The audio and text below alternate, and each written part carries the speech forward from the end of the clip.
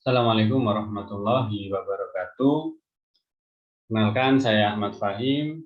Di sini saya akan menjelaskan rangkuman ya, karena memang live saat malam itu memang tidak kita rangkum karena itu eksklusif ya.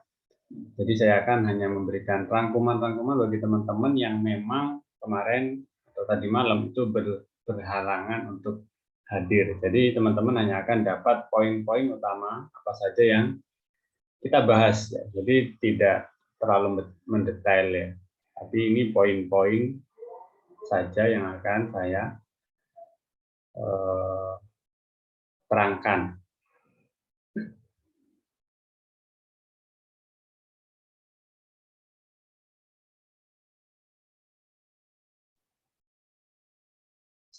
Jadi yang pertama adalah tentang tujuannya. Tujuan seminar itu 3 ya. Yang pertama tahu apa itu drop servicing, yang kedua potensi atau pendapatan yang teman-teman dapatkan ketika menjadi drop servicing, yang mana itu juga akan jadi pemasukan sampingan karena kerjanya juga santai dan tidak begitu sibuk ya. Jadi ya nyantai gitu. Kemudian yang ketiga adalah studi kasus, banyak sekali brand-brand besar itu yang merekrut job servicing. Jadi tujuannya agar teman-teman tahu aja terlebih dahulu gitu ya. Yang pertama tentu saja kita mulai dari fenomena COVID, yang mana dengan adanya COVID itu banyak sekali bisnis yang berubah ya, cara model marketing dan lain sebagainya, sehingga timbullah yang namanya gig ekonomi ya. Gig ekonomi itu saat pandemi bahkan sampai saat ini, dan kemungkinan juga untuk tahun-tahun ke depan gig ekonomi juga akan tambah banyak ya. Gig ekonomi itu adalah sebuah sistem di mana seseorang itu dibayar berdasarkan pekerjaan yang sudah mereka selesaikan.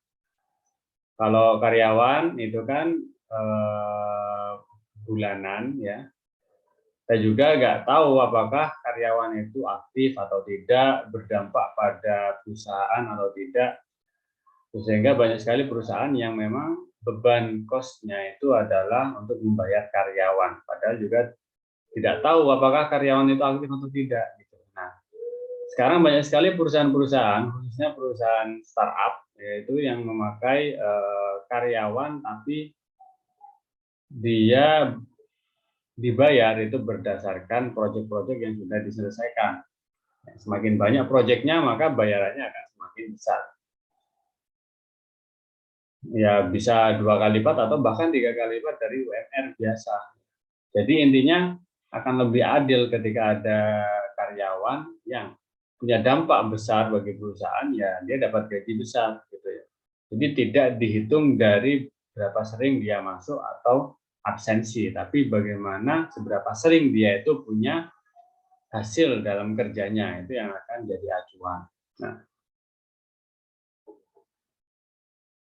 efeknya apa? Efeknya ketika ada gig ekonomi, efeknya adalah banyak sekali karyawan-karyawan pengurangan karyawan, sehingga banyak sekali orang yang menganggur.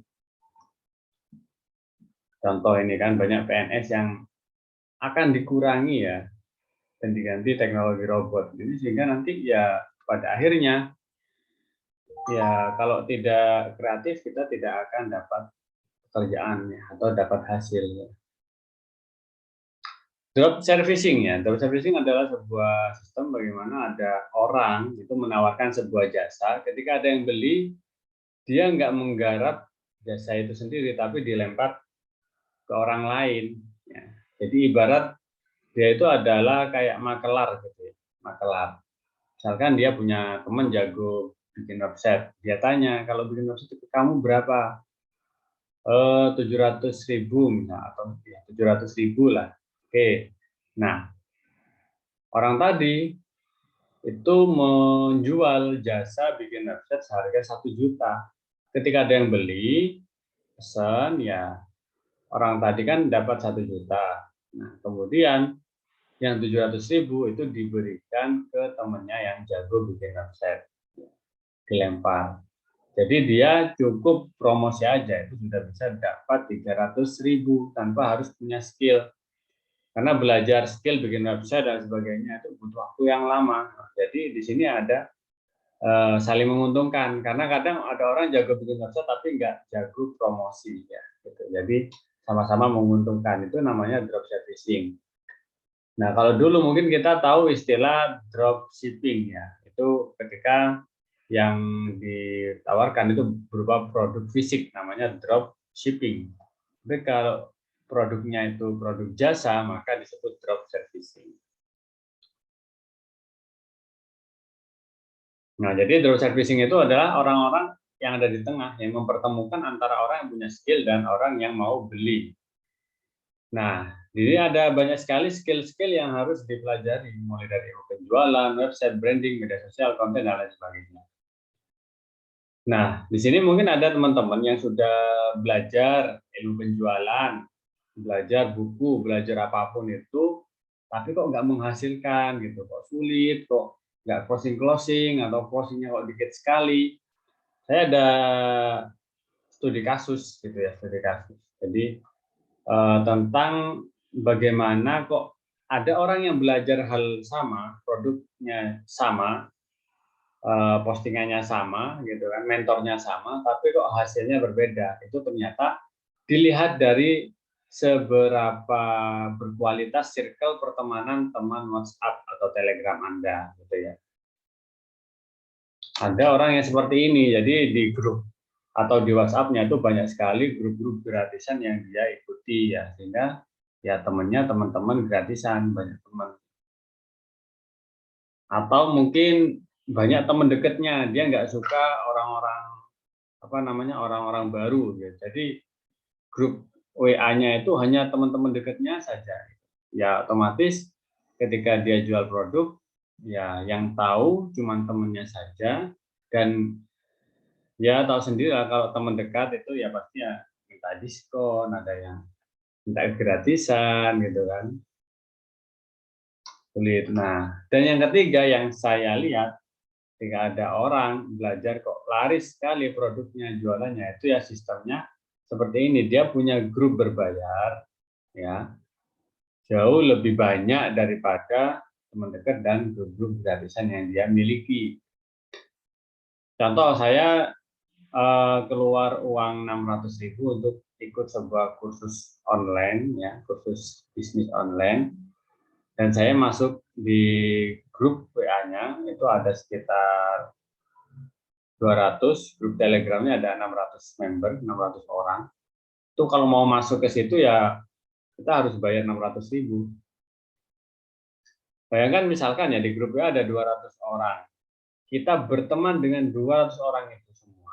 Kira-kira 200 orang yang ada di grup itu orang-orang yang seperti apa? Ya.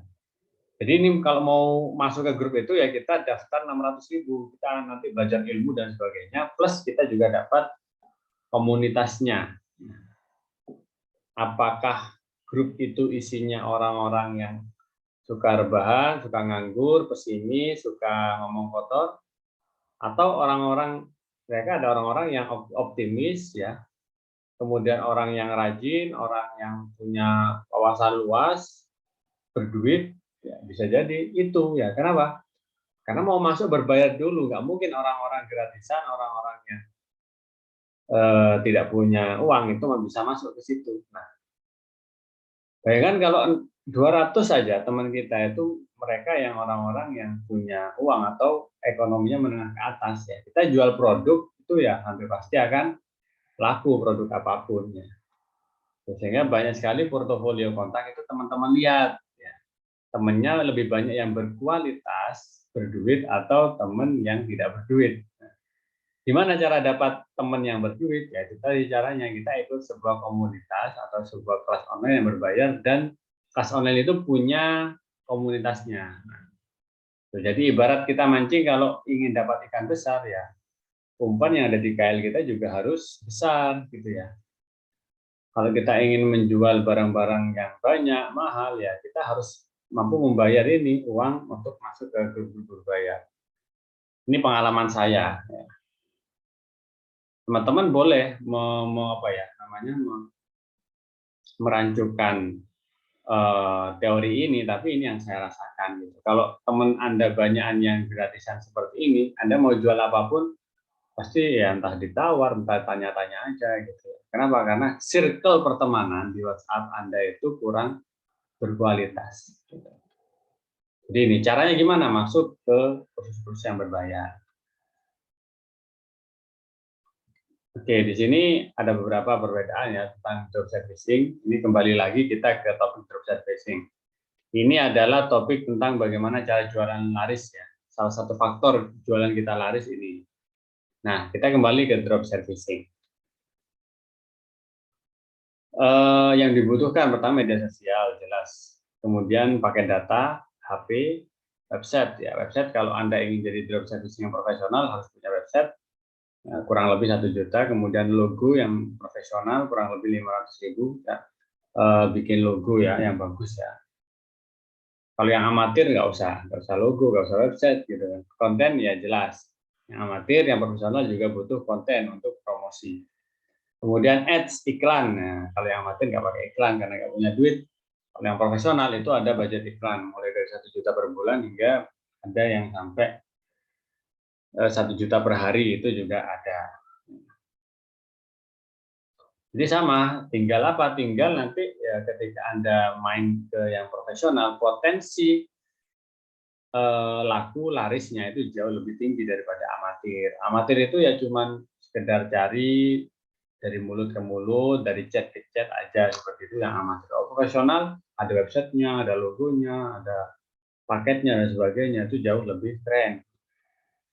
Kemudian dropshipping, drop servicing dari segi produknya ya, itu dibagi menjadi dua, ada yang mudah di scale up, ada yang sulit di scale up. Mudah di scale up itu maksudnya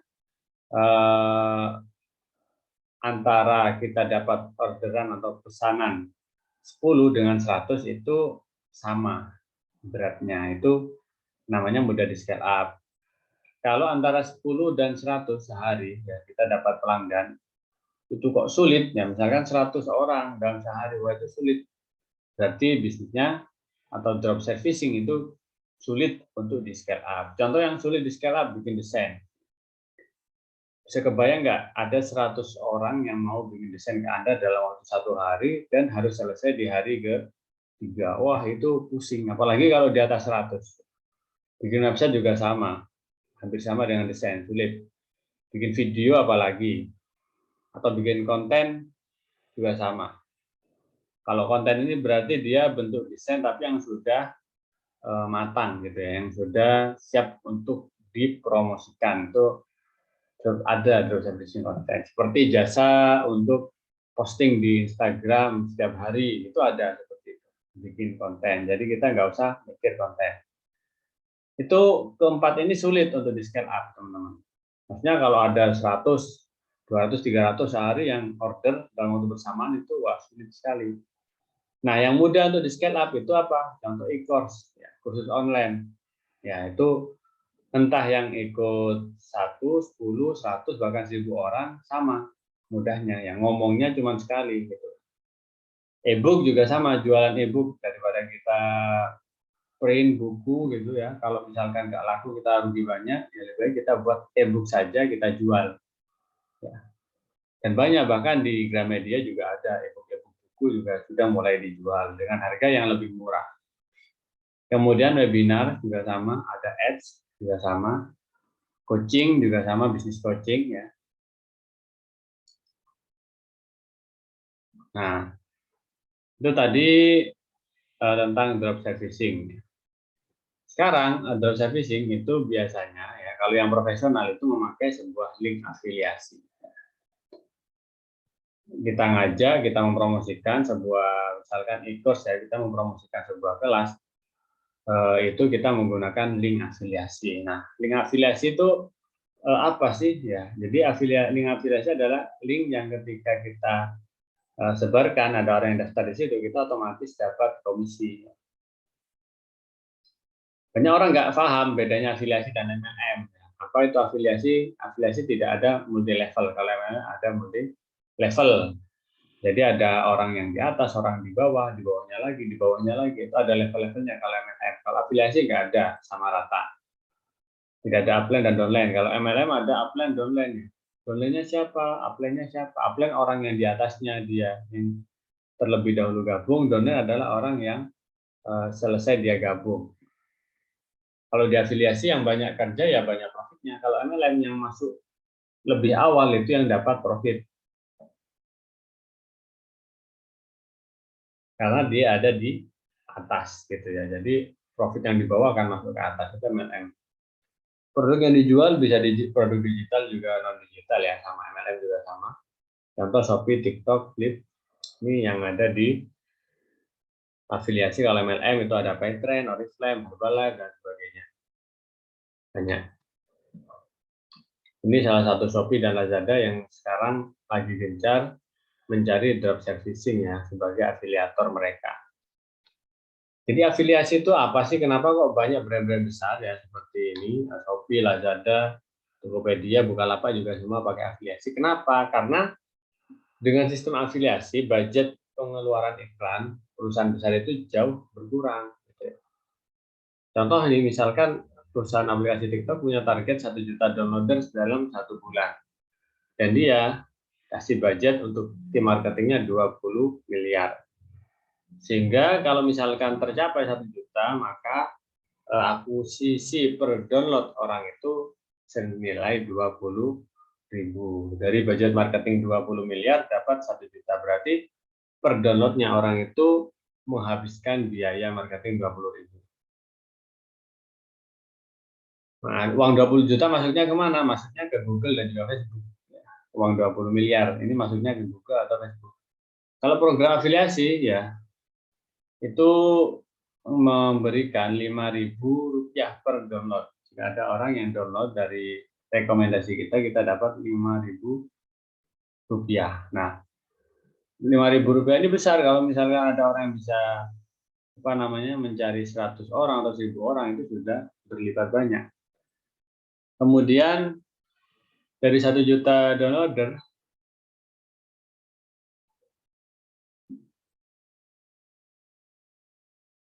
dengan budget afiliasi 5.000 per download, maka ketemu nih bahwasanya biaya iklan yang dikeluarkan oleh perusahaan untuk merekrut afiliator yang memberikan afiliasi itu 5 miliar. Jadi biaya iklannya berkurang dari 20 miliar jadi 5 miliar dengan goal yang sama, yaitu 1 juta downloader. Nah, kalau afiliasi, uang 5 miliarnya itu masuk kantong orang-orang atau teman-teman. Kalau yang di atas, sistemnya 20 miliar itu masuk ke perusahaan Google atau Facebook.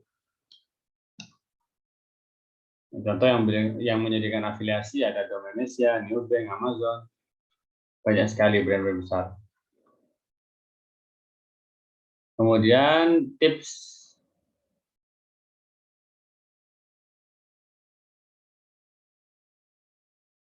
menjadi drop servicing yang jago. Yang pertama harus ikut kelas belajar marketing, kedua share ilmu, profil, promosi, yang ketiga otomatis kita nanti akan dapat calon customer.